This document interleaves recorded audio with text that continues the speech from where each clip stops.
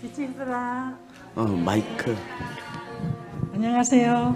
믿음반 6기 훈련생 서형란 집사입니다.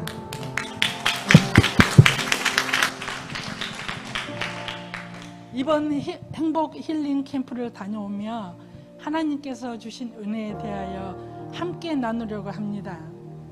부족한 점이 있더라도 이해해 주시고 격려해 주세요. 감사합니다. 믿음반 훈련 중 사모님께서 행복 힐링 캠프가 있으니 모두 꼭 참석해서 은혜 받아야 한다고 말씀하셨습니다. 그러나 저는 사모님께 죄송하다고, 저는 제가 직장에 빠지면 일손이 부족하여 힘들 것 같고 조퇴를 하려고 해도 회사가 멀어 올 수가 없다고 말씀드렸습니다. 그랬더니 사모님이 직장으로 차를 가지고 갈 테니 반차를 내라고 꼭 가야 한다고 하셨습니다. 태우러 오신다는 소리에 기쁨보다는 직장에 폐가 될까봐 고민을 많이 하며 신앙생활을 잘 하고 있는 셋째 언니에게 전화를 해서 이런저런 사정 이야기를 했더니 언니는 사모님이 바쁘고 힘든데 어떻게 그 먼 길을 오시라고 하냐고 그냥 내가 힐링 캠프를 가지 말라고 하는 것이었습니다.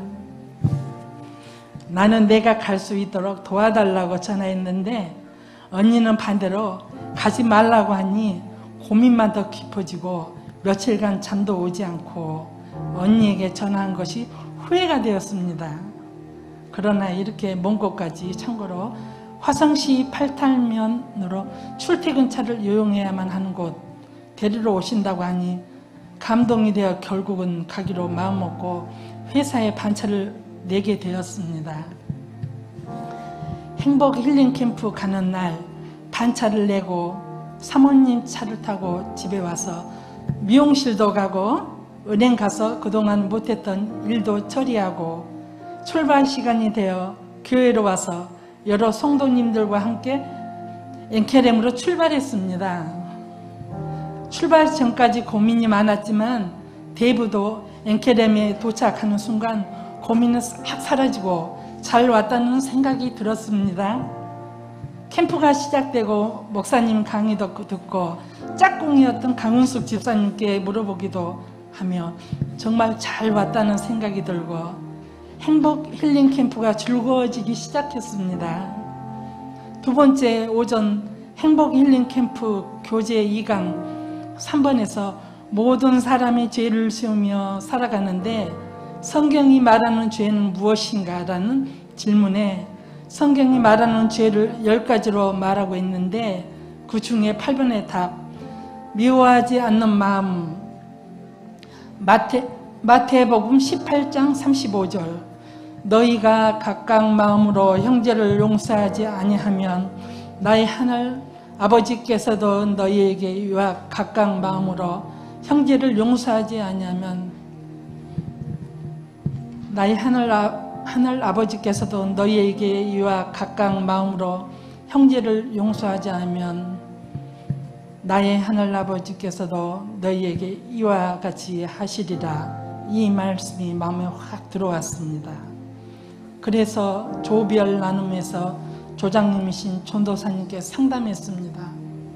전도사님, 저는 저희 제일 큰 오빠를 도저히 용서 못합니다. 했더니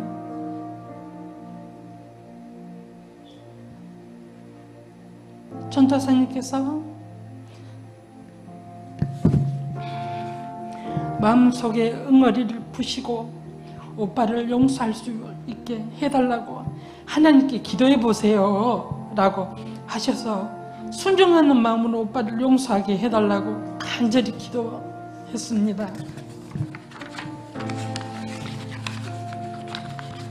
큰 오빠는 부유했고 부족한 것이 없는데도 유산상속을 받는데 어렵게 사는 작은 오빠를 무시하고 자기 것을 더 챙기려고 폭력까지도 마다하지 않았습니다. 그 외에 여러 가지로 큰오빠를 용서할 수 없어 수년 동안 큰오빠를 아주 미워했습니다. 가정사라 여러 가지 자세한 것은 말씀드리기 어려운 점이 있으니 이해해 주세요.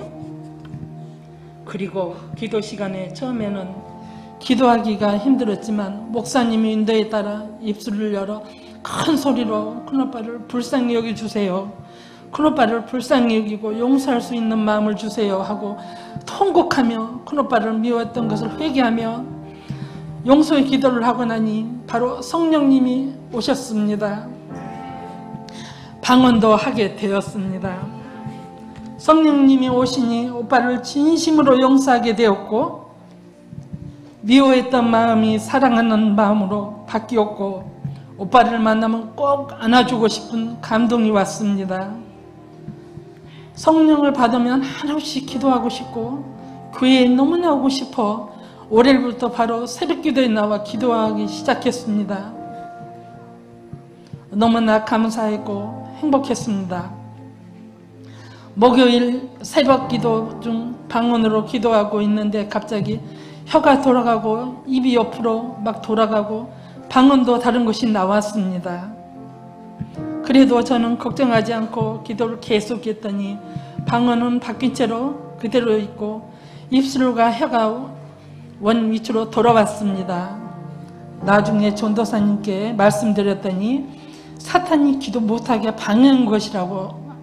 방해한 것이었는데 기도를 멈추지 않고 끝까지 했기 때문에 이긴 것이라고 하며 잘했다고 칭찬해 주셨습니다. 그때 하나님이 함께 하신다는 믿음이 있는지라 전혀 두려움이 없었습니다.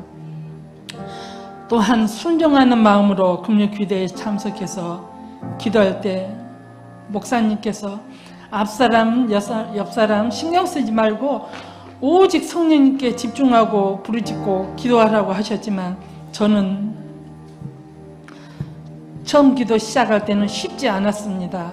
잠도 못 자고 허리, 무릎, 발목이 너무 아파서 힘들었기 때문입니다. 하지만 하나님이 고쳐주신다면 목회하신 목사님과 사모님이 시키는 대로 다 따르고 쓰임받는 사람이 되겠습니다 라고 부르짖어 기도했습니다. 기도하다가 성령님의 임재 가운데 쓰러지게 되었습니다. 누워서 하염없이 눈물을 흘리고 있는데 양쪽 발목을 누군가 만져주는 느낌이 들었고 무릎, 허리도 만져주는 느낌이 들었습니다. 조금 더 있으니 희미하게 제 앞에 주님과 같이 느껴지는 형상이 보였습니다. 주님께서 아픈 곳은 서서히 좋아질 것이라고 말씀하시고는 사라지셨습니다. 저는 무릎에 쥐가 나서 며칠 동안 잠을 잘 수도 없었고 주님이 만져주신 뒤로 지금은 쥐나는 것도 사라지고 몸도 가벼워서 잠을 잘 자고 있습니다. 근심 걱정이 사라지고 마음도 편안함으로 가득 채워지게 되었습니다. 주님 어떻게 할까요? 라고 묻고 기도하게 되었고 하나님의 은혜로 마음이 평안해졌습니다. 제가 믿음 반 훈련을 받지 않았다면 절대로 이런 체험을 절대로 할 수가 없었을 것이라는 것을 깨달았고 간증은 꿈에도 생각하지 못했을 것입니다. 기도하는 것이 참 어려웠습니다. 그러나 목사님께서 크게 부르짖으라고 하셔서 그대로 순종하며 부르짖었고 땀도 많이 흘리고 옷도 다 젖어서 엄청 힘들었지만 참고 인내하여 끝까지 목사님께서 인도하시는 대로 순종하며 기도했더니 성령님이 저를 만나 주셨고 이렇게 변화시켜 주셨습니다. 할렐루야. 앞으로도 더욱 기도하며 목사님과 사모님, 전도사님 말씀에 순종하며 하나님 나라의 비전을 위해 살도록 노력하겠습니다.